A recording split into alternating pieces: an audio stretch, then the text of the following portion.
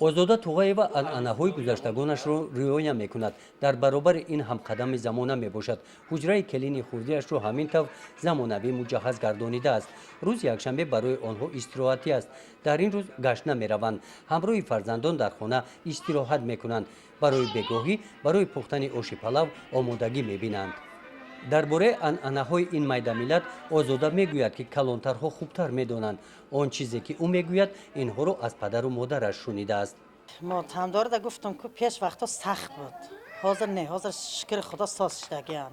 ҳозир азои пешна нестай, мисол формои сиём мекардан хел нестай. бисёр ки ҳар саҳару вегаи мисол ина рӯзонода мехистодан. ина мисол ба як овоз доду файрод буд. ӯ хел корон нестай. ҳозир назм ба пештара хеле хубтар шудагиам. мо анъанаҳои гузаштаҳо гум шудагиҳо. ва ӯ пешнаҳо гум шудагиам. ҳайво зарар доштанд я хеле? ку зарар доштанд. мисол ҳамун марда камде зани ҳамун хонадорда мисол фарзандушай, акашай, додарашай, апашай, хоҳарашай, очашай, падарашай мисол залал дошт. рӯз то бегонара ба гуфтугӯ айдурун мисол ҳамун овоз мебурояд. ана нарз ба пешна ҳозир созай. мисол ҳам хел пӯшокона мепӯшанд. пешина воре мисол хучона намезананд, намекананд. ҳозир созай 100 ба 1000 шукр. мисол ина рафторе ки ҳамин як формаи сифед қатиқшон мезгара мераванд. дар ноҳияи восеъ палвонобод деҳае ки озода сокини он аст. калонтарин деҳаи лулиҳо мебошад. деҳа ба номи собиқ пешвои авлод бобои палвон гузошта шудааст. ин ҷо баъзе аз анъанаҳои гузаштагон то имрӯз риоя мешаванд. яке аз ин анъанаҳо ин ҳашар мебошад. ин халқи мо ака ҳам қаши хуба екан, дастгиришон хуба.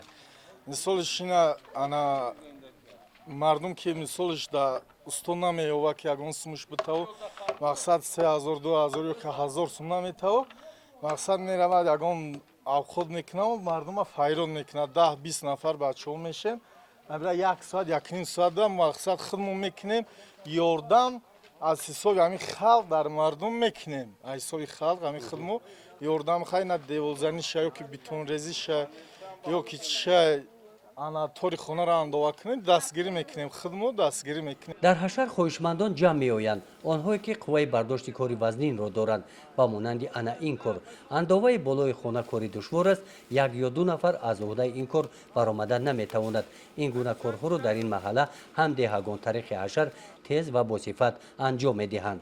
ин ҳашар ҳамун давраи ба фикрам чанд ҳазору соло пеш ҳамино буд ҳамин хел аз калоно ҳам майдода ҳам хел майданда насли оместанд ҳамин чихел ки як ана чиш мегем калоно кадан мақсад пир шидан бу бачаҳо ёш кадан бу ҳамин хел ҳозир дар ин вақто дар дасти мо ғалдага иншоалло бу мо инам кора давом кестем мақсад аз мо бо мумкин бачаҳои мо наначиҳои мо наслҳои мо мумкин ҳамин кори моро давом мутанд. лӯлиён мегӯянд ки ҳашар байни мардуми деҳа анъанаи хуб буд.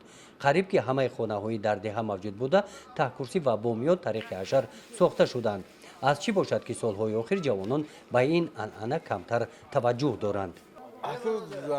ҳамин хаш нест ки дар вақтишда тари кам таракай иттифоқшон сахттарак буд ҳозир кам таракай сустарак шудаган тамом дига ҳамун расм ҳамун оместа яка мисолш хайна ягон одам касал мешавад бемор мешавад дар вақташ ҳамин халқ ҳама касаи ҷоне ҳама ҳамуҷа буд ҳозирам ҳаста камтар сишидаган мақсад нест да. оши палав хӯроки дӯстдоштаи лӯлиҳо мебошад, лекин онҳо ҳар рӯз ош намехӯранд.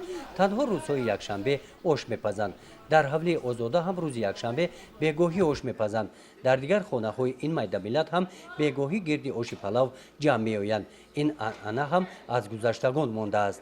урф одати мо қадим мондагӣ мо авлодимон ҳамин тип нешон мерафтан зиндагишона ҳар сол баъд ҳамин рӯзҳои якшанбе бегаӣ баъд ҳамин дастурхон дароз мепартофтанд аммо раматаҳтамшон дарак дорум ман хел бача калон будам баъд ҳаминҷа ҳама ҳамсои лалалалош ҳар кай хонаш мегирам мерӯзам бозор мешитам баъд ҳамҷа чақчақ мекардам ҳамдигари ҳам ҷамъ мешад ҳамунҷаву баъд иш ба иш роз дилша мефтам мисол ҳамин сторша мефтам мешитам қадими корма мондагия лекин ҳамин урфу одат ҳозир аллакай қариб айбайн рафтагиай ака сабаб дар чие ки ҳамин деҳада 300-400 хоҷагӣ шидааст дигар дар як ҷо ҷон намегиранд барои ҳамин ҳозирам ҳар рӯзи бозор дар ҳар як хонаи ҳамво ош мекунанд бо аҳли оилаи худшон бо акаву додари худшон шишта хай мехӯранд суҳбат мекунанд. мешавад ки яке оилае ки имконият надора уш карданда не ӯ ҳами кӯшиш мекунанд ки кӯшиш мекунанд як камтар бринҷи рӯғану ош ҳамин рӯғаншам кам боша ва гӯштшам кам боша лекин ошам мекунанд албаттара мекунанд мешинанд мехӯранд. амрохон қудратов байни дигар авлод нафари ҷаҳонгашта мебошад. хонаи худоро зиёрат карда омадааст. аз анъанаҳои гузаштагонашон кам бошад ҳам хабар дорад.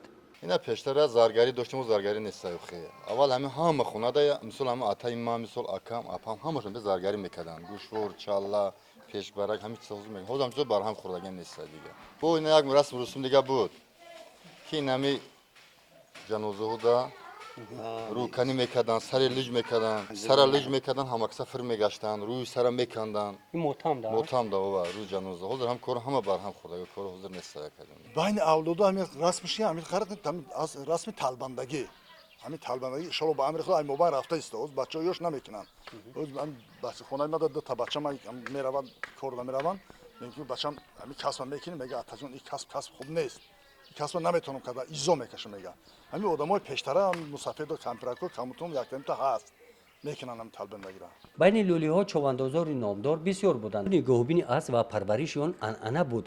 мутаассифона имрӯз кам монданд. дар як деҳаи калони полвонобод мо танҳо дар ин навли асп дидем. 2 сол пеш дар ин деҳа 18 аспи човандозӣ парвариш меёфт. хонаи беаспро пайдо кардан ниҳоят душвор буд. бо гузашти солҳо танҳо ҳамин асп боқӣ монду халос. бобом човандоз буд асп бизқати ана асп қати худаш биз мекашид беҳад бобом инсон хуб буд ҳами асп қати гузашта рафтагиай бобои ман асп беҳад аспи хубай асп дӯсти инсонай ми қишлоқда 18та асп буд 18та асп буд аспора ҳами ҳисоби ҳами ҷав боша ё ки ҳисоби ҳами дастнорасӣ боша ҳама аспора фурӯхтанд лекин ман аспа нафурӯхтам асп ман меиста иншоалло ба амри худои таоло бо ҳаста одамое ки бо меган асп мегирем иншоалло амра мешаванд қати ман рӯзи якшанбе дар ҳавлии озода ин маъракаи тӯй нест.